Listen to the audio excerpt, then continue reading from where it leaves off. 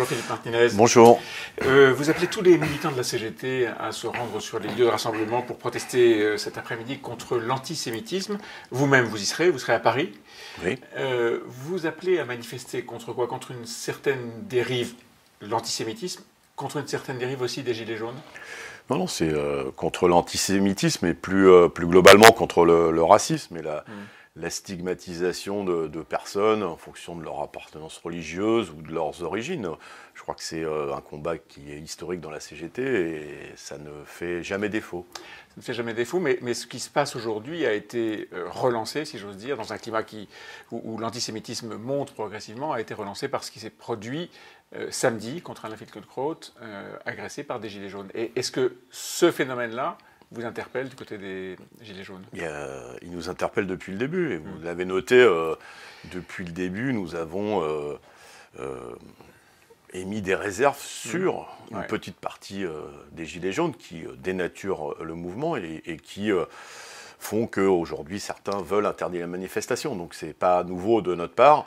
Nous fixons sur les questions sociales, qui est la base de votre combat, de notre combat, mais aussi du combat des Gilets jaunes. Oui. Et il y a toujours eu des débordements, mais on le connaît aussi dans les manifestations syndicales. Moi, j'ai quelques souvenirs de 2016 où les critiques vis-à-vis de la CGT étaient à peu près égales à celles qu'on connaît aujourd'hui dans les manifestations des Gilets jaunes. Vous avez aussi fait connaissance avec les Gilets jaunes le 5 février dernier. Vous aviez appelé à la grève et beaucoup de Gilets jaunes ont défilé avec vous. Ou vous avez défilé avec des Gilets jaunes, je ne sais pas comment il faut le dire. Et puis, vous avez dit que vous étiez moins fasciné aujourd'hui par certains Gilets jaunes, par une catégorie de Gilets jaunes. Ce sont ceux-là dont on parle, ceux bien sûr, mais manifestent de l'antisémitisme. J'ai dit qu'on avait fait connaissance à Paris le 5 février, parce que c'était la première manifestation syndicale auquel appelaient, enfin en tout cas où ont participé les Gilets jaunes, mais en province, parce que c'est plus un mouvement d'ailleurs qu'on voit dans les villes de province ou dans les toutes petites villes de province, les contacts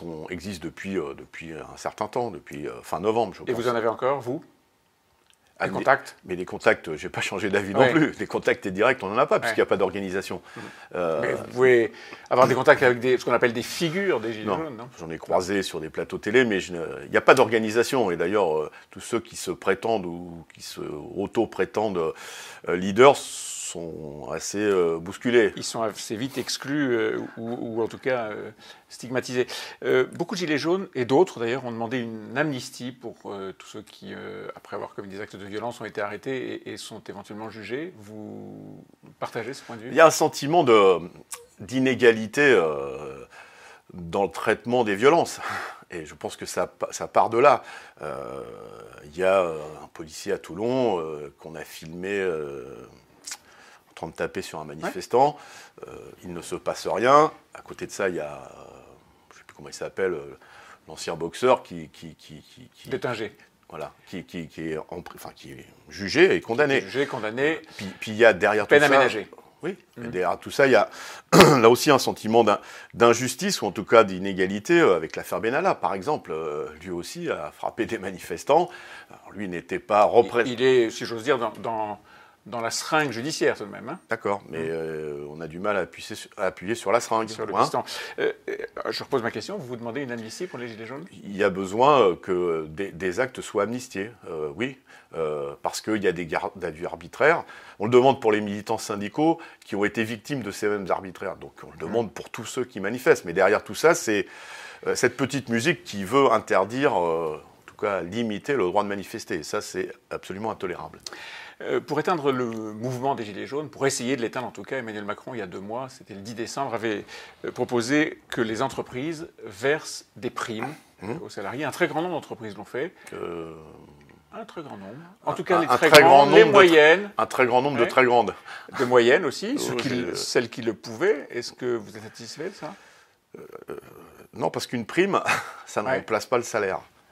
Une prime, il n'y a pas de cotisation. Alors je comprends, comme on dit, du beurre dans les épinards. Et quand on a plus d'argent le 15 du mois, forcément une prime, ça fait du bien. C'est bienvenu. C'est le bienvenu. C'est comme la prime d'activité d'ailleurs. Ceci dit, à long terme, c'est pas la solution, puisqu'on ne paye pas de cotisation. Et donc, si on ne paye pas de cotisation, ce qu'on a touché en prime, on va le dépenser en plus pour la santé.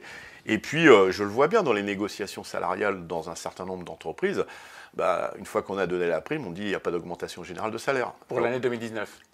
Oui, c'est l'année en c'était cours. ceci à la place de cela. Exactement. C'est une mesure un peu en trompe-l'œil qui ne règle pas la question du pouvoir d'achat à long terme. Voilà. Quelle est la mesure la plus importante que vous aimeriez voir sortir de ce grand débat et de toutes les propositions qui sont agitées? La mesure la plus importante, je pense que c'est l'augmentation du SMIC. Qui n'était pas la revendication première des Gilets jaunes. Oui, mais c'était un ras-le-bol fiscal, pas une augmentation du SMIC. Oui, mais qui est très vite apparu sur les ronds-points. 15 jours après, on voyait fleurir des banderoles. Je pensais que c'était la CGT, mais non, c'était les Gilets jaunes. Parce que le SMIC, c'est pas niveler les salaires par le bas. C'est fixer un plancher qui détermine tous les étages de la reconnaissance des qualifications. Donc, souvent qui fait remonter toute l'échelle des salaires, c'est ça que vous voulez dire. Souvent, les gens pensent qu'on veut payer tout le monde au SMIC. Non, c'est mettre le plancher, ce qui permet d'élever le plafond. Voilà. Et donc, l'augmentation du SMIC, c'est important. Et je pense que c'est une mesure essentielle. Et donc, c'est celle-là qui doit sortir, que vous demandez à Emmanuel Macron d'imposer. En tout cas, c'est une revendication qui sort pas que de la bouche de la CGT. 70 000 chômeurs partiels à cause des Gilets jaunes. Est-ce qu'il faut que ça s'arrête? Je me méfie de ce genre de... Question simple. Oui, mais réponse aussi simple. Est-ce que la fermeture d'Arjo-Wiggins en Seine-et-Marne, c'est de la faute des Gilets jaunes? Est-ce que le plan social chez Ford, c'est de la faute des Gilets jaunes? Je me méfie de ces arbres qui cachent la forêt. Mais il y en a quand même 70 000 qui sont au chômage partiel. Est-ce qu'il faut que ça s'arrête? Non, c'est... Est-ce qu'on ne doit pas éteindre les unes après les autres les causes du chômage? Celle-là, par exemple, directement impactée par... Les causes du chômage, c'est la précarité. Or, il y a un grand débat, celui-là, ce qui est sur la question de l'assurance chômage et le bonus-malus, il n'y a pas de réponse. La cause du chômage, c'est des conditions de travail qui se dégradent et qui font que les gens travaillent beaucoup, dans de mauvaises conditions. Libérer du temps pour ceux qui ont beaucoup de travail en faveur de ceux qui n'en ont pas, c'est lutter contre le chômage. Vous voyez, il y a des mesures. Et stigmatiser... Chaque fois qu'il y a un mouvement social en France, c'est la cause du chômage. C'est un mouvement qui dure, ça fait 4 mois maintenant, 14 semaines. En 2016, ça a duré 14... Il y a eu 14 manifestations, ça a duré presque 6 mois. Et on entendait les mêmes choses. Il y avait même la menace de perturber l'Euro de football. Et tout d'ailleurs, ça vous avait agité, en tout cas, le débat vous avait touché. Tout s'est bien passé. Tout s'est bien passé. À part que la France n'a pas gagné, tout s'est bien passé. Parce qu'il n'y a pas eu de grève à ce moment-là. Tout s'est bien passé. Donc il faut bonus arrêter. Vous parliez du bonus-malus il y a un instant. Le patronat semble décider à faire une nouvelle proposition qui ne sera pas le bonus-malus, mais qui sera une forme de lutte à sa manière, contre la multiplication des contrats à durée déterminée très courts, y compris les contrats d'un jour. Vous allez l'examiner? Mais on examine toujours. On regarde, on étudie, mais c'est pas le problème. La question qui est posée, c'est comment on lutte contre ces entreprises qui pratiquent... c'est la ministre du Travail, on ne peut pas l'accuser d'être proche de la CGT. Non, pas vraiment. Qui dit on est revenu au journalier.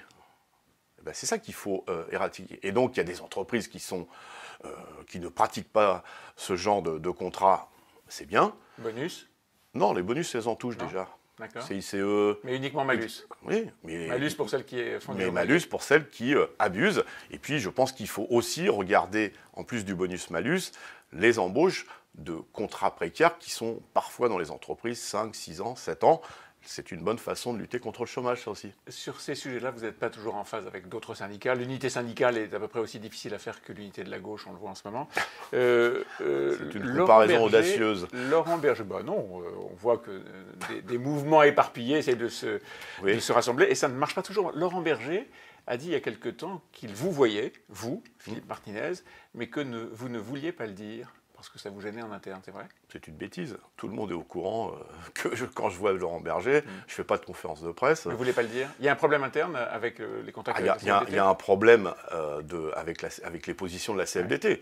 Mais il n'y a aucun problème pour que je rencontre Laurent Berger. Et dans l'organisation, tout le monde est au courant. Pourquoi il dit ça? C'est peut-être lui qui a... Vous avez peut-être une idée. C'est peut-être lui qui a des problèmes pour me rencontrer.